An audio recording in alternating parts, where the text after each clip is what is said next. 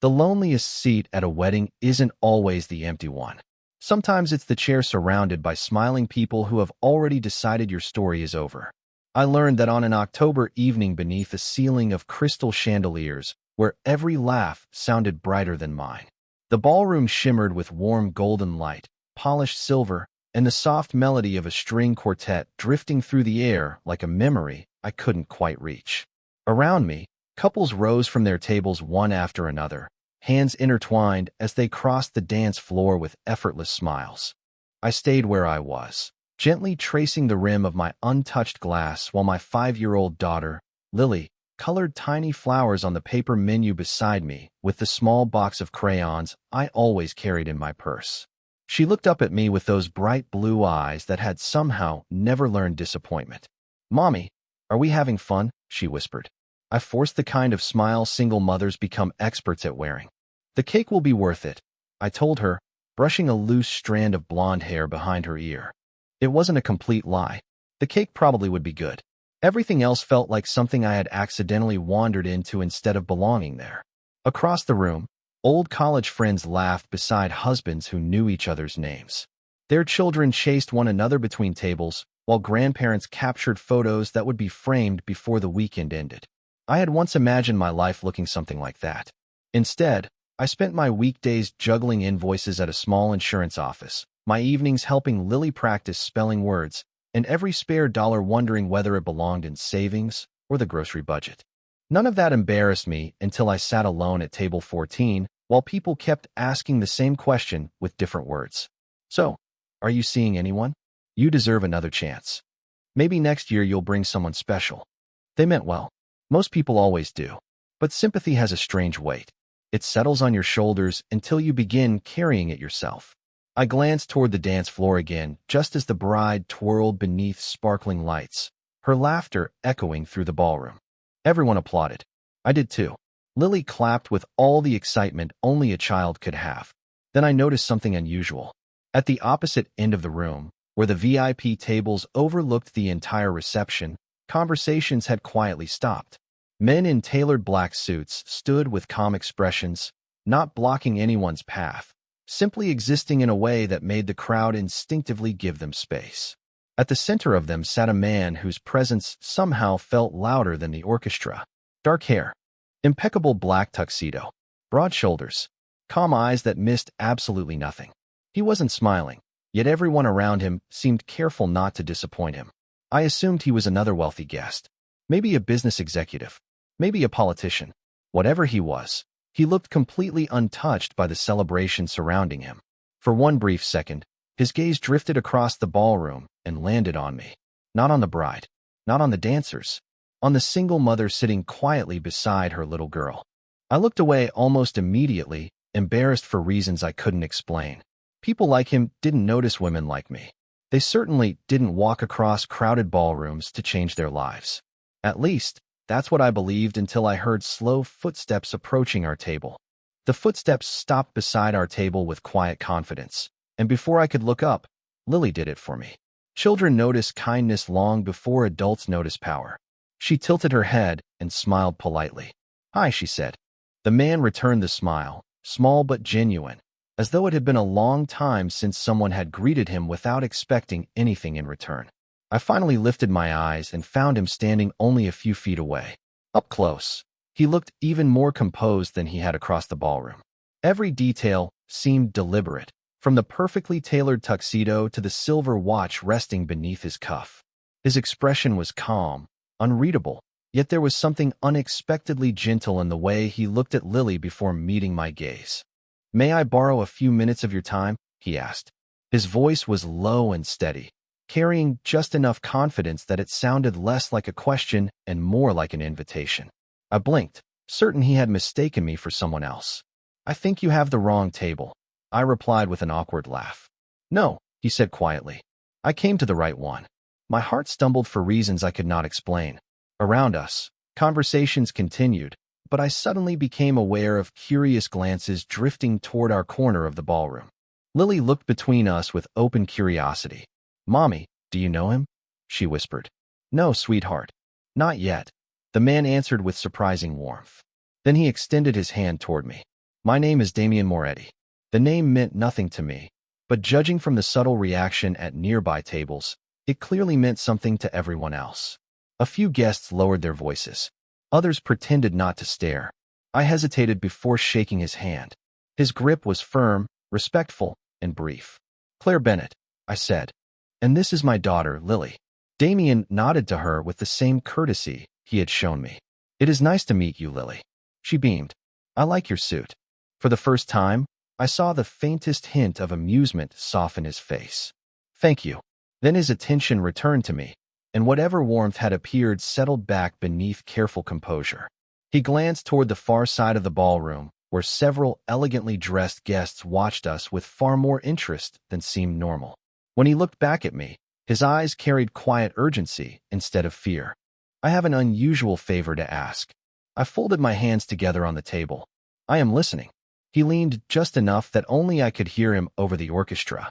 "In less than 1 minute, the next dance will begin." I nodded uncertainly. "I need you to stand up, take my hand, and pretend you are my wife." I stared at him, convinced I had misunderstood every single word. "Excuse me." He did not smile. He did not repeat himself dramatically. He simply held my gaze with calm certainty. "One dance," he said. "That is all I am asking." I laughed nervously, expecting someone to reveal this was an elaborate joke, but nobody did. "Mr. Moretti, we have never met." "I know. People will think you are serious." "That is exactly what I need them to think." My pulse quickened. Nothing about this conversation made sense. I looked toward Lily, who had gone back to coloring flowers as though the entire world still operated on simple rules. Then I looked back at the stranger standing before me. Before I could refuse, the orchestra changed melodies, and he quietly said, "If you say no, I will respect your decision. But if you say yes, I promise your evening will never be forgotten." For several long seconds, I simply looked at his outstretched hand while my thoughts raced faster than the music surrounding us. Every sensible instinct told me to refuse. I had spent 5 years protecting the quiet little life Lily and I had built together. I did not make reckless decisions. I did not trust strangers in expensive tuxedos. I certainly did not pretend to be anyone's wife. Yet something about Damien did not feel reckless. It felt calculated, calm, as though he had already considered every possible outcome except the one where I walked away. "Mommy," Lily whispered, tugging gently on my sleeve. "I think you should dance." I turned toward her in surprise. "Why do you think that?" She shrugged with complete sincerity. "Because you have not smiled all night. Children have a remarkable way of seeing truths adults spend years hiding." I swallowed the lump in my throat and looked back at Damien. "One dance," I repeated quietly. He nodded once. "One dance." I slipped my hand into his. His fingers closed gently around mine, never tightening, never rushing me. He helped me stand with a quiet respect that caught me completely off guard. Then he looked down at Lily. "Would you mind watching the dance from right here for a few minutes?" Lily grinned. "I will cheer for my mommy." Damien gave a small nod toward one of the women seated at the neighboring table. She immediately smiled warmly at Lily and said she would happily keep her company. It happened so naturally that I wondered if he had planned even that. As we walked toward the center of the ballroom, conversations gradually faded. I felt them before I heard them. Curious glances, whispered questions, forks resting against plates. The sound of the orchestra seemed strangely distant compared to the silence spreading across the room. "Everyone is staring," I murmured. Damien kept his eyes forward. "Let them." "Who exactly are you?" I asked. "Someone who needs this dance to look believable." "Believable to whom?" He glanced toward a table near the front of the ballroom, where several elegantly dressed men and women watched us with expressions that revealed nothing. "The people who have been waiting for me to make a choice." Before I could ask another question, he placed one hand lightly at the middle of my back, while keeping a respectful distance between us. The orchestra shifted into a slow waltz, and we began moving across the polished floor. I had not danced like this in years. At first my steps were hesitant, uncertain, but Damien guided without controlling. He seemed to know exactly where I would move before I did. "Relax," he said softly. "You are doing perfectly." I let out a nervous laugh. "I feel like everyone knows this is fake." "No," he answered. "They believe exactly what they see." I risked a glance around the ballroom. Guests who had ignored me only minutes earlier now watched with open fascination. Some smiled politely. Others exchanged puzzled looks. A few even lifted their phones before quietly lowering them again. Then I noticed something that sent a chill through me. The people at the front table were no longer watching the bride and groom. Every single one of them was watching us. Damien followed my gaze. "Do not look nervous," he whispered. "Why?" He met my eyes for the first time since we stepped onto the dance floor. "Because from this moment forward, they believe you are the most important woman in my life." The music carried us through another slow turn, but inside my head, every question grew louder. I had agreed to one dance, yet nothing about the room felt ordinary anymore. People who had barely noticed me an hour earlier were suddenly smiling, as though they had known me for years. A silver-haired woman in an elegant emerald gown approached us the moment the song ended, her expression polished but curious. "Damien," she said warmly, "you have been keeping wonderful secrets." He smiled with effortless composure. "Some things are worth waiting to share." Before I could react, she reached for both of my hands. "You must be Claire. It is lovely to finally meet you." Finally. The word echoed inside my mind. I forced a polite smile. "It is nice to meet you as well." We were beginning to think Damien intended to spend the rest of his life working instead of falling in love. She laughed softly, but her sharp eyes studied every tiny reaction on my face. "How long have you two been married?"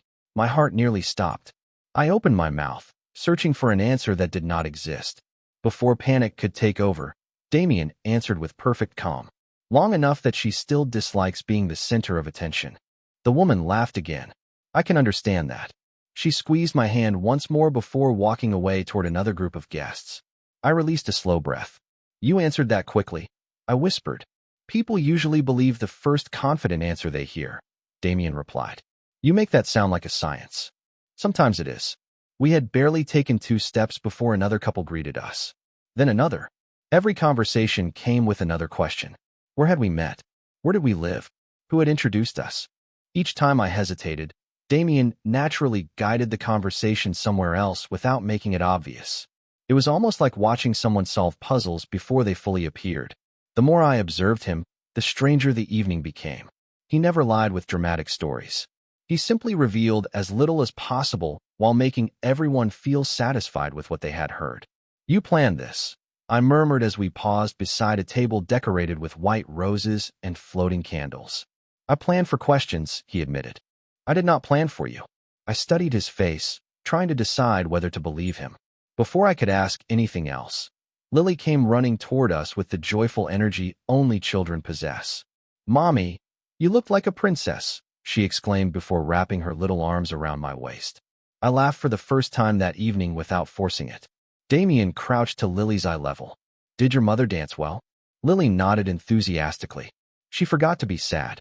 His expression softened for just a heartbeat. "That is good." Lily looked at him with complete innocence. "Will you dance with her again?" I expected him to politely avoid the question. Instead, he looked directly at me before answering. "Only if she wants me to." My cheeks grew warm as I searched for a response. At that exact moment, I noticed several guests across the ballroom quietly watching us once again. This time, they were not merely curious. They looked convinced. Whatever story Damien had needed them to believe had already begun spreading through the room, and without realizing it, I had become part of it. The reception slowly returned to its cheerful rhythm, but something invisible had changed. I could feel it in the lingering glances that followed me wherever I walked. Only an hour earlier, I had been another forgotten guest sitting quietly at the edge of the ballroom. Now people smiled as if they suddenly wanted to know my story. It was unsettling how quickly opinions could change when they believed you belonged beside someone important. Lily slipped her small hand into mine while balancing a slice of vanilla cake on her plate. "Mommy, everyone is being extra nice now," she whispered. I looked around and realized she was right. A server who had barely noticed our table before suddenly offered us sparkling water. Another guest insisted we take family photographs near the floral arch. None of it felt earned. It felt borrowed. Damien appeared beside us again with the same calm expression that never seemed to crack. "I hope they are treating you well," he said. "They are," I answered honestly. "That is what worries me." He studied my face for a moment before giving a nearly invisible nod, as though he understood exactly what I meant. People often respond to perception more quickly than truth. I folded my arms. "Does that happen in your world every day?" more often than I would like. Before I could continue, an older gentleman approached with an easy smile. Damien, congratulations, he said warmly. You finally introduced your family. Damien shook his hand without hesitation. Thank you. The gentleman turned toward me. You have excellent timing. We have been trying to convince him that life is bigger than business for years. I smiled politely, saying as little as possible. The less I spoke, the less likely I was to reveal the truth. After he walked away, I exhaled slowly. How many more conversations like that are going to happen tonight? Damien glanced around the ballroom. Probably enough to convince everyone. Convince them of what? His eyes briefly shifted toward the entrance where several sharply dressed guests had just arrived. Their conversation stopped the instant they noticed him. They did not wave. They simply observed. That I have something worth protecting, he answered quietly. The words settled heavily in my mind. Before I could ask what he meant, Lily tugged gently on Damien's jacket. Can I ask you something? He smiled down at her. Of course. Do you always look this serious? For the first time that evening, I heard him laugh. It was quiet and genuine, surprising both of us. Not always, he admitted. Lily nodded with complete confidence. You should laugh more. It makes you look happier. He looked at her for a long second before replying softly. I will remember that. Watching them together felt strangely natural, and that realization frightened me more than anything else that had happened that evening. This was supposed to be one dance, one harmless favor between strangers. Instead, it felt as though invisible threads were quietly weaving our lives together while neither of us fully understood why. Then Damien's phone vibrated once inside his jacket. He glanced at the screen, and although his expression barely changed, the warmth disappeared from his eyes.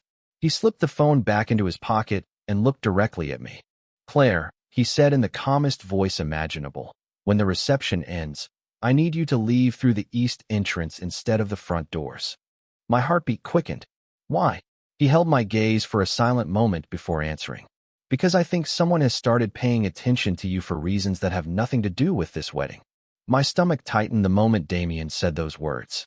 The laughter around us continued, glasses clinked together, and the band eased into another cheerful song, yet it suddenly felt as though I was hearing everything from underwater. What do you mean someone is paying attention to me? I asked quietly. Damien did not answer right away. Instead, he looked toward the ballroom entrance with the same measured calm that seemed to define every decision he made. It may be nothing, he said. I prefer to prepare for possibilities before they become problems. I folded my arms across my dress.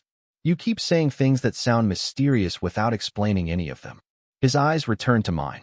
Because I would rather confuse you for a few minutes than frighten you unnecessarily. I wanted to argue, but before I could, Lily reached for his hand without hesitation. Will you walk us outside later? She asked. He looked down at her with a softness that still surprised me every time it appeared. Yes, he answered without the slightest pause. I will. Lily smiled as though the promise alone made the evening complete. Watching them together unsettled me in a completely different way than the whispered conversations surrounding us. Damien never spoke to her like someone trying to impress a child. He spoke to her as though every question she asked deserved an honest answer. It reminded me of something I had not seen in a very long time. Patience. The reception slowly drifted toward its final hour. Guests began collecting coats, exchanging hugs, and posing for one last round of photographs beneath the floral arch. I expected Damien to disappear into conversations with important people, but instead he remained only a few steps away from Lily and me, never making it feel obvious. It was not possessive. It was protective. There was a difference, and for some reason I noticed it. As we walked toward the quieter hallway leading to the east exit, I finally asked the question that had been sitting in my mind since we met. Why me? He glanced at me without breaking stride. What do you mean? There were more than 200 people here tonight. Why did you walk across the entire ballroom to ask a stranger for help? For the first time all evening, Damien took longer than usual to answer. When I entered the reception, he said, everyone was trying to be noticed. He looked toward Lily, who skipped a few steps ahead while humming the melody the orchestra had been playing. You were the only person paying attention to someone else instead of yourself. I blinked. I was watching my daughter. Exactly. His voice remained calm. That told me more about you than any introduction ever could. Those words settled quietly in my heart before I had the chance to resist them. We reached the east entrance where the cool autumn air slipped through the open doorway carrying the scent of fallen leaves. A sleek black vehicle waited near the curb, its headlights glowing softly against the pavement. One of the men in dark suits opened the rear door with respectful silence. Damien stepped back instead of stepping forward. "This vehicle will take you home," he said. I immediately shook my head. "That is not necessary. My car is in the parking lot. I know where your car is. Then I can drive myself." He smiled faintly, almost as though he had expected that answer from the beginning. "Claire, I have already learned that you do not accept help easily. Because help usually comes with expectations." For a brief moment, neither of us spoke. Then Damien reached into the inside pocket of his jacket and removed a simple white business card with nothing printed on it except his name and a phone number. He placed it gently into my hand. "Keep this," he said. "I hope you never need it." I looked down at the card, then back up at him. Before I could ask another question, Lily tugged on my sleeve and quietly whispered, "Mommy, I think somebody across the street has been watching us since we came outside." My fingers instinctively tightened around Lily's hand as I followed her small gaze across the quiet street. A man stood beneath a glowing street lamp with one hand in the pocket of a dark coat. He was not doing anything unusual. He was simply standing there. Yet something about the way he looked toward the hotel before calmly turning away made my heartbeat speed up. "Do you know him?" I whispered to Damien. He looked only once. His expression remained composed, but I noticed the subtle change in his posture. "No," he answered evenly. "But I know enough." Before I could ask what that meant, he turned toward one of the men waiting near the vehicle. They exchanged only a brief glance. No dramatic conversation. No raised voices. The man gave a slight nod and quietly walked toward the opposite side of the sidewalk, while Damien faced me again as though nothing had happened. "Claire," he said softly, "I would still prefer that you allow us to drive you home." I hesitated. Every independent part of me wanted to refuse again. I had spent years proving to myself that I did not need anyone to solve my problems. But independence felt different when Lily was standing beside me holding my hand. I looked down at her. She was watching Damien instead of the stranger across the street. "Mommy," she said quietly, "I think he is trying to help us. Children really do notice what adults miss." I released a slow breath and nodded once. "Only tonight," I said. "Only tonight." Damien agreed without trying to negotiate for more.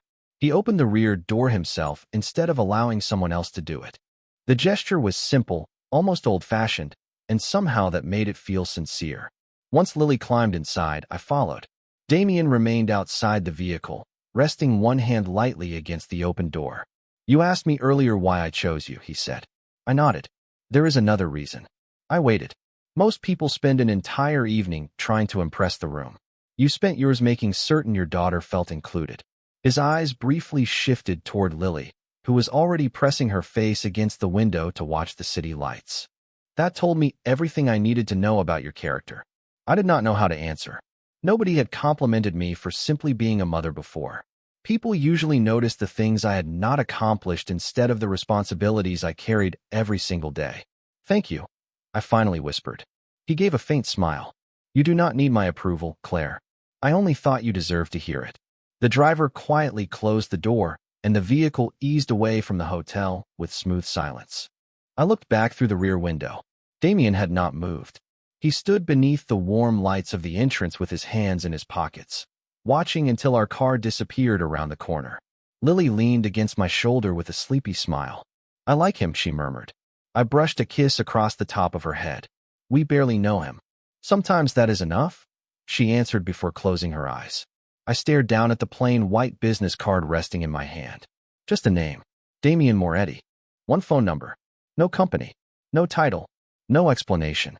I slipped it carefully into my purse, convincing myself I would probably never use it. At that exact moment, my own phone vibrated with an unknown text message. There was no greeting, no signature, only one short sentence waiting on the screen. It read, "Tell your husband he made a very interesting choice tonight." For a long moment, I simply stared at the message glowing on my phone screen while the city lights drifted past the window in soft streaks of gold and white. My husband. The words felt almost unreal.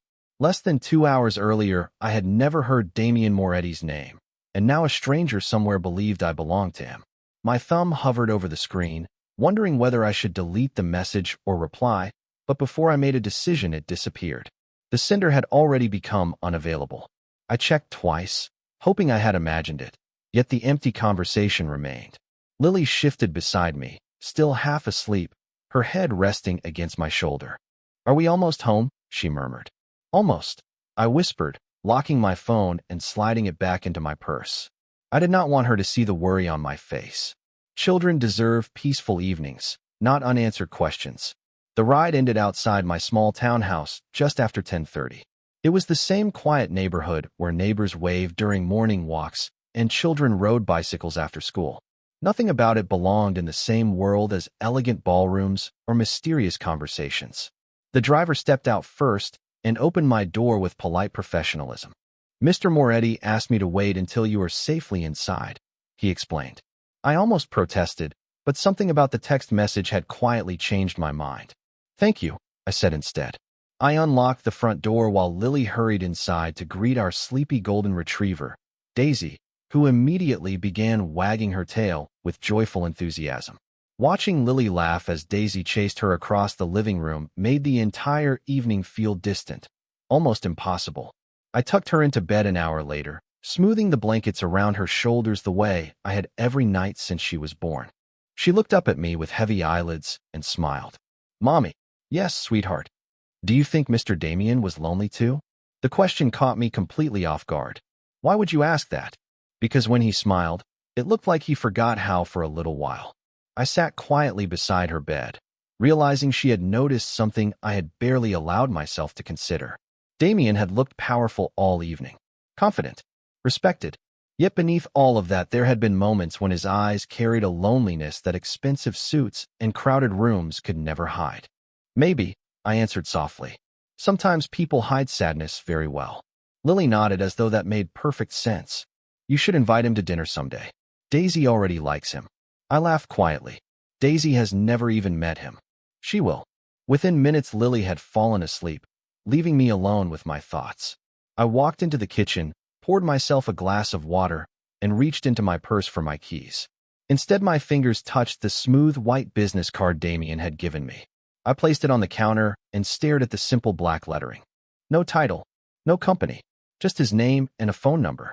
It looked ordinary, but somehow it felt heavier than paper should. I told myself I would throw it away in the morning. I even picked it up once, intending to drop it into the trash. Instead, I slipped it into the drawer beside the refrigerator without really understanding why. Just as I turned off the kitchen light, my doorbell rang. It was nearly midnight. I looked through the front window, expecting to see a neighbor. Instead, I found a neatly wrapped white gift box sitting alone on my porch with a small handwritten card resting on top. Across the front, in elegant script, were only 6 words. "For the little girl who smiled." For several seconds, I stood behind the front door without moving, listening to the quiet of the neighborhood and the steady ticking of the kitchen clock. The white gift box remained on the porch exactly where it had been left, untouched beneath the soft glow of the porch light. I carefully opened the door and looked up and down the street. The sidewalks were empty. A cool breeze stirred the maple leaves, and somewhere in the distance a dog barked once before everything became still again. Whoever had left the package was already gone. I carried the box inside and placed it on the dining table, studying the neat handwriting on the small card one more time. For the little girl who smiled. Nothing else. No signature. No explanation. Daisy sniffed the box with curious interest before settling quietly beside my chair. After a long moment, I slowly lifted the lid. Inside was a beautifully illustrated collection of children's books, a soft gray stuffed rabbit, and a handwritten note tucked beneath the ribbon. My heart slowed as I unfolded the paper. Every child deserves stories that end with hope. Sleep well, Damien. That was all. No expensive jewelry. No grand gesture. Just books for a little girl who loved bedtime stories more than cartoons. I looked toward the hallway leading to Lily's room and felt something shift inside me. The world had spent years teaching me to expect hidden motives behind unexpected kindness. Yet nothing about this gift asked for anything in return. The next morning, sunlight spilled across the kitchen floor while Lily excitedly hugged the stuffed rabbit against her chest. "Mommy, do you think Mr. Damien remembered my favorite animal?" she asked. I smiled as I poured pancake batter onto the skillet. "I do not think he could have known." She looked down at the rabbit's stitched smile. Maybe he just guessed with his heart. I laughed softly, wondering when my 5-year-old had become wiser than most adults I knew. After breakfast, I drove her to kindergarten before heading toward my office. Life looked exactly as it had 2 days earlier. Traffic moved slowly. People carried coffee cups across crosswalks. The receptionist greeted me with her usual cheerful smile. I almost convinced myself the wedding had been nothing more than an unforgettable coincidence. Then I noticed 3 coworkers quietly looking at me before quickly turning away. By lunchtime, my closest friend, Melissa, closed my office door behind her. "Claire," she whispered, "I have to ask you something." I set my paperwork aside. "What is it?" She hesitated before sliding her phone across my desk. A local society website filled the screen. There was a photograph from the wedding. Damien and I stood together beneath the chandeliers, smiling during the dance, while Lily watched from nearby. The headline underneath read, "Business leader Damien Moretti introduces his wife during private family celebration." My breath caught. Wife. The story had already become public. "This is not true," I whispered. Melissa looked genuinely confused. "Then why is everyone talking about it?" I could not answer because I did not know myself. My phone vibrated against the desk. One new message. This time I recognized the number before opening it. "Damien." My pulse quickened as I read the short sentence. "I owe you an explanation. If you are willing to hear it, I will tell you everything." I stared at the screen while the noise of the office faded into the background. Somewhere between one dance, one promise, and one unexpected act of kindness, my ordinary life had quietly stepped into a story that was only beginning.